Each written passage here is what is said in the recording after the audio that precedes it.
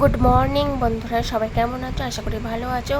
আমিও ভালো আছি। তো আজ জন্মাষ্টমী, তো সবাই কেমন আছো? আশা করি ভালো আছো। আমিও ভালো আছি। তো আমার তরফ থেকে সকলকে জানাই শুভ জন্মাষ্টমী।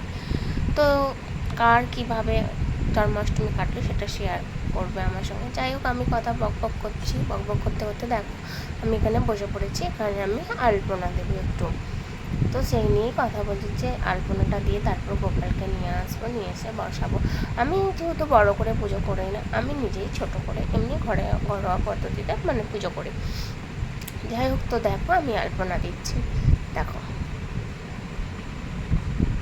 আমার আবার আলপনা দিতে খুবই ভালো লাগে, কিন্তু প্রত্যেক বৃহস্পতিবার তো হয়ে ওঠে না। যাই হোক, চেষ্টা করি তবুও দেওয়ার মতো। তো দেখো আমি আলপনা দেওয়া স্টার্ট করে দিয়েছি। তো কে কীভাবে আরও ভালো হয়তো ডিজাইন করতে পারে, আমিও পারি। তবে আমার এটাই হয় সবসময় যে আমি যখন কোনো আলপনা বা ডিজাইন করব তখন আমার মনে থাকে না, কিন্তু যখন বসে থাকবো তখন আমার মনে পড়ে যা এই ডিজাইনটা বসে বসে করি। যাই হোক যেমন হোক বানিয়েছি। এখন আপাতত আমার কমপ্লিট হয়ে গেছে, দেখতেই পাচ্ছি। এবার আমি গোপালকে মধ্যে বসাবো।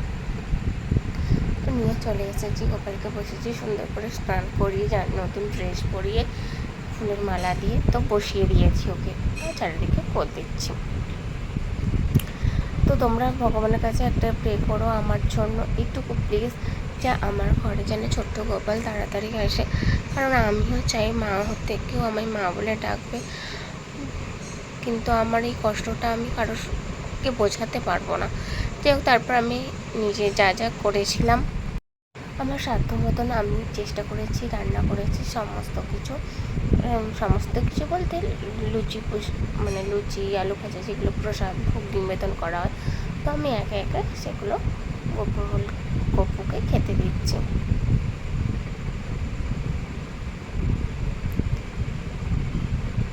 তো আমি একে খেতে দেওয়ার সময়, গোপালকে খেতে দেওয়ার সময় আমার খুব কষ্ট হচ্ছিল যে আমার কবে সন্তান হবে।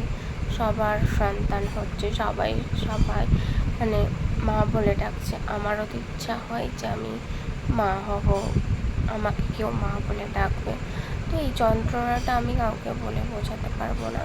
তো ওই এখন আমার সন্তান, ওকেই আমি সন্তানের চোখে দেখি। যাই হোক, সবাই আমার জন্য একটু প্লিজ প্রে করো যে আমার যেন খুব তাড়াতাড়ি একটা সন্তান আসে, আমার কোলে ছোট্ট সুন্দর ফুটফুটে গোপাল আসে। প্লিজ সবাই একটু আমার জন্য প্রে করো। হ্যাঁ, হয়তো অনেকে বলবে ন্যাকামো, যত সব, এটা ন্যাকামো নয়। একমাত্র তারাই বুঝতে পারবে যাদের কোনো সন্তান হয়নি এখনো পর্যন্ত।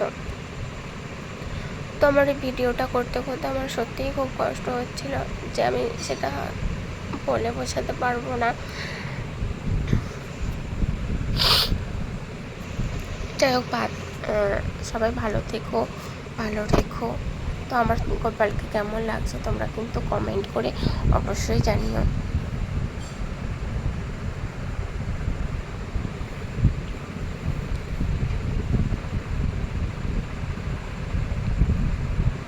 আর এই সমস্ত কিছু করেছে ওর বাবা, আমি করতে পারি না। আমি বাইরে যাইনি, যেহেতু আমি এই প্রসাদটুকু করেছি।